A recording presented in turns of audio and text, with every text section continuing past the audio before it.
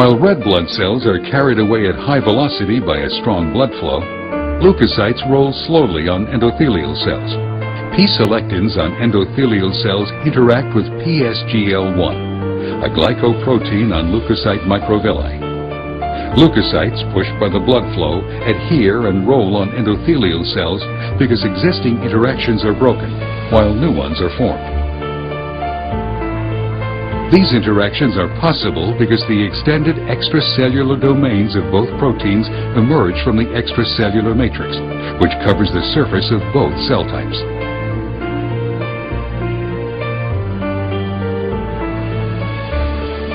The outer leaflet of the lipid bilayer is enriched in sphingolipids and phosphatidylcholine.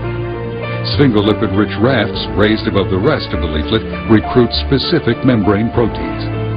Raft's rigidity is caused by the tight packing of cholesterol molecules against the straight sphingolipids hydrocarbon chains. Outside the rafts, kinks in unsaturated hydrocarbon chains and lower cholesterol concentration result in increased fluidity. At sites of inflammation, secreted chemokines bound to heparin sulfate proteoglycan on endothelial cells are presented to leukocyte 7 transmembrane receptors. The binding stimulates leukocytes and triggers an intracellular cascade of signaling reactions. The inner leaflet of the bilayer has a very different composition than that of the outer leaflet. While some proteins traverse the membrane, others are either anchored into the inner leaflet by covalently attached fatty acid chains or are recruited through non-covalent interactions with membrane proteins. The membrane-bound protein complexes are critical for the transmission of signals across the plasma membrane. Beneath the lipid bilayer, spectrin tetramers arranged into a hexagonal network are anchored by membrane proteins.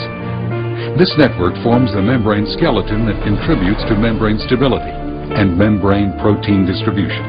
The cytoskeleton is comprised of networks of filamentous proteins that are responsible for the spatial organization of cytosolic components.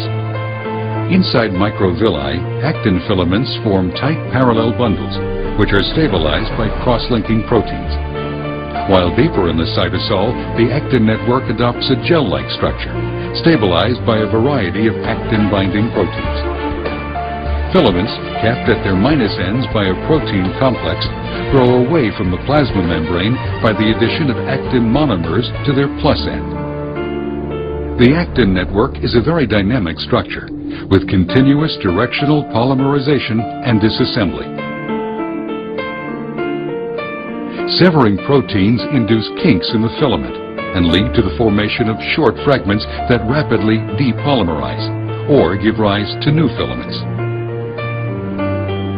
The cytoskeleton includes a network of microtubules created by the lateral association of protofilaments, formed by the polymerization of tubulin dimers.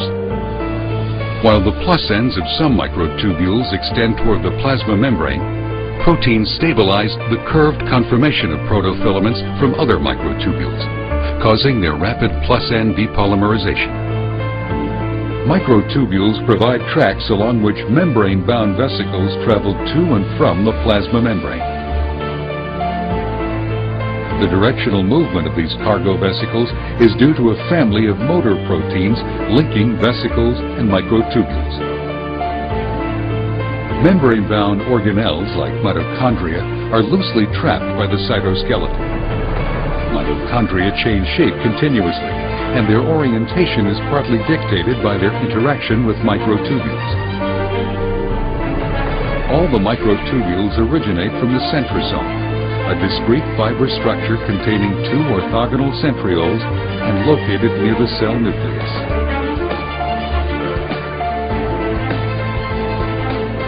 Pores in the nuclear envelope allow the import of particles containing mRNA and proteins into the cytosol.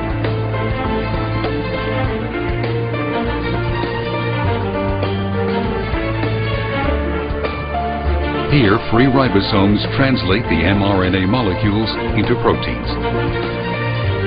Some of these proteins will reside in the cytosol. Others will associate with specialized cytosolic proteins and be imported into mitochondria or other organelles. The synthesis of cell-secreted and integral membrane proteins is initiated by free ribosomes, which then dock to protein translocators at the surface of the endoplasmic reticulum. Nascent proteins pass through an aqueous pore in the translocator. Cell-secreted proteins accumulate in the lumen of the endoplasmic reticulum, while integral membrane proteins become embedded in the endoplasmic reticulum membrane.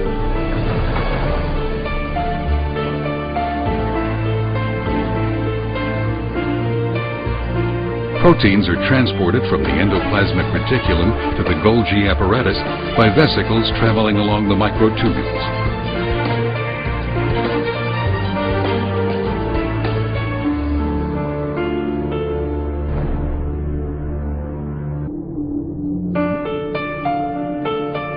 Protein glycosylation, initiated in the endoplasmic reticulum, is completed inside the lumen of the Golgi apparatus.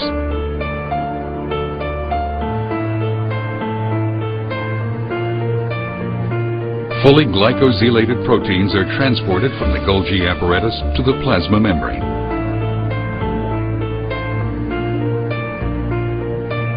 When a vesicle fuses with the plasma membrane, proteins contained in the vesicle's lumen are secreted, and proteins embedded in the vesicle's membrane diffuse in the cell membrane.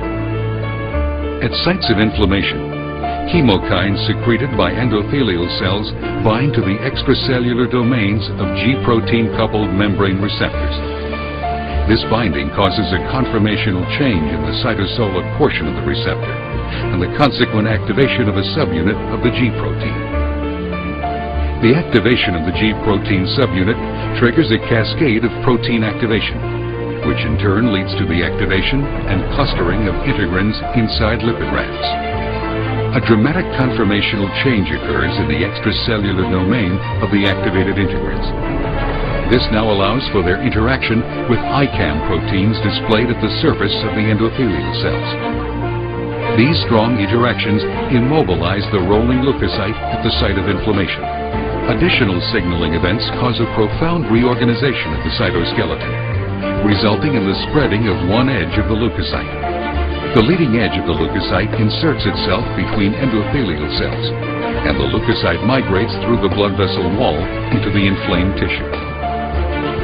Rolling, activation, adhesion, and transendothelial migration are the 4 steps of a process called leukocyte extravasation.